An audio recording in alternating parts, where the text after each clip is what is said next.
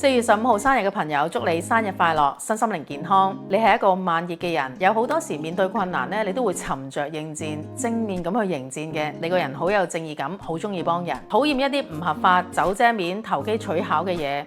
對於一啲咧破壞社會和諧嘅人咧，你就更加痛恨啦。喺生活上邊咧，有好多嘢咧，你都睇唔慣嘅，你會主動走去幫手，覺得咁樣做先好嘅。有時咧呢一啲嘅諗法咧，就會強加喺人哋身上邊。喺感情方面啦，你係好專一啦，好忠誠啦。結婚之後咧，你都會係一個好爸爸同埋好媽媽嘅。雖然好討厭外遇同埋出軌呢樣嘢啊，但係面對一啲好積極性嘅追求者咧，你係唔識得點樣去處理嘅。如果你唔拒絕嘅話咧，呢件事會變得非常之麻煩嘅。而對性呢樣嘢咧，你又會比較積極嘅。